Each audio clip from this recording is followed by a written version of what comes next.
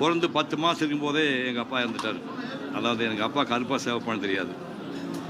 அதுக்கப்புறம் விதவை தாயார் தான் என்னை வந்து 50 வருஷமாக வளர்த்து ஆளாக்குனாங்க. எந்த வசதியும் கிடையாது, பள்ளிக்கூடம் கிடையாது, கரண்ட் லைட் கிடையாது, குடிதண்ணீர் கிடையாது.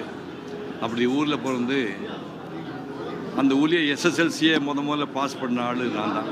எங்கள் கிராமத்தில் எஸ்எஸ்எல்சியை 1957 பாஸ் பண்ண ஆள் நான் தான். அதுக்கப்புறம் கூட படித்தவங்க எல்லாருமே வந்து என்ஜினியர் ஆகணும், டாக்டர் ஆகணும், வக்கீல் ஆகணும் படிப்பாங்க. நான் அதையெல்லாம் திறந்துட்டு எனக்கு ஓவியர் ஆகணும்னு எனக்கு ஆசை இருந்தது. ஓவியத்துறையில் நான் வந்து வந்தேன். சென்னை வந்து மோகன் ஆர்ட்ஸ்னு ஒரு கம்பெனியில் சிவாஜி கணேசனுடைய சிவாஸில் ஒரு ஆண்டு அப்ரண்டிஸாக இருந்தேன். அதுக்கப்புறம் ஓவியக் கல்லூரியில் சேர்ந்து 7 ஆண்டுகள் படித்தேன். வகுப்பில் படிச்சுட்டு தவிர நான் என்ன பண்ணேன்னா, இந்த லீவு நாட்களில் எல்லா வெளியூர்கள் போவேன். அதாவது இப்போ தஞ்சாவூர் போவேன். தஞ்சாவூர் போய் அந்த கோயில் வந்து 1006லேருந்து 1010 வரைக்கும் கட்டின கோயில் தஞ்சாவூர் பிரகதீஸ்வரர் ஆலயம். அந்த கோயில் வந்து காலையில் 8 மணிக்கு வந்து மத்தியானம் 2 வரைக்கும் 6 மணி நேரம் அந்த கோயிலை வந்து ஸ்பாட்டுக்கு உட்காந்து வரைவேன். அதேமாதிரி மதுரை கோயிலுக்குள்ளே போய் உட்காந்து மீனாட்சி அம்மன் கோயிலுக்குள்ளே 10 மணி நேரம், காலை 8 மணிக்கு வந்து சாயங்காலம் 6 வரைக்கும் 10 மணி நேரம் அந்த கோயிலில் நான் ஓவியம் வரைஞ்சிருக்கேன். இப்போ திருப்பதிக்கு போய் கருட உற்சவம் ரோதாச்சோட்டையில் இடமே இருக்காது. நீங்களும் கேப் போட்டிருக்கீங்க. இந்த கேப்பில் கால் கடியெல்லாம் படுப்போம். மேலே 10,000 பேருக்கு இடையில நடுவில் 2 பேர் காலுக்கு நடுவில் படுத்து தூங்கி காலில் இருந்து கைப்பம் படித்து குடிச்சிட்டு நான் ஓவியமாக 1962 வரைஞ்சிருக்கேன். அந்த மாதிரி இந்தியா பூரா சுற்றி ஓவியங்கள் வரைஞ்சி முடித்தப்போ என்ன சொல்லிட்டாங்க, இந்த ஓவியத்துக்கெல்லாம் வேல்யூ கிடையாது, மாடர்னாக வந்துடுச்சு, ஓவியம் செல்லுபடியாகாது சொல்லும்போது வேறு வழி இல்லாமல் அப்புறம் திரைப்படத்துறைக்கு போனேன்.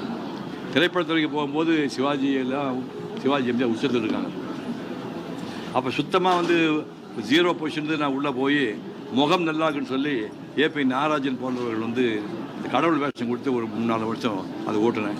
அதுக்கப்புறமா வந்து நாடக நடிப்பு இல்லாமல் நம்ம ஒன்றும் பண்ண முடியாது. மேஜர் சுந்தரராஜன் கூட சேர்ந்து கிட்டத்தட்ட இந்தியா பூரா சுற்றி 1000 ட்ராமா பண்ணேன். 1000 ட்ராமா இந்தியா பூரா சுற்றி பண்ணேன். அந்த அனுபவம் வச்சு திரும்ப படங்களில் 175 படங்களில் ஹீரோ பண்ணேன். 192 படம் பண்ணேன். என்னோடய கதாநாயகர் மொத்தம் எண்ணிக்கை 87 பேர். என்னோட டைரக்ட் பண்ணவங்க 50 பேர். இதெல்லாம் செஞ்சு முடிச்சு 40 வருஷம் வாழ்ந்து முடிச்சுட்டு இது ஒன்றும் பிரயோஜனம் இல்லை, இது எதுவும் சந்தோஷம் இல்லை. நம்ம வந்து கமல் மாதிரி பெருசாக சாதிக்கலை, சிவாஜி மாதிரி திரைப்படத்துறை சாதிக்கலை, நம்ம வந்து ரஜினிகாந்த் மாதிரியோ எம்ஜிஆர் மாதிரி பாப்புலர் ஹீரோவும் இல்லை அப்படின்னு வேறு தான் செய்யலான்னு முடிவு தான் நான் பேச்சாளர் நான் மாறினேன். இந்த தகுதிகள் அடிப்படையாக வச்சு தான் ஓவியனாகவும் நடிகனாகவும் பேச்சாளர் வந்த தகுதிகள் அடிப்படையாக வச்சு தான் இந்த விருதை எனக்கு கொடுத்துருக்கான்னு நினைக்கிறேன். இந்த விருதை வாங்குறதுன்னா ரொம்ப சந்தோஷப்படுறேன். உங்களுக்கு பேட்டி கொடுத்தா இன்னும் ரொம்ப சந்தோஷப்படுறேன். நன்றி, வணக்கம்.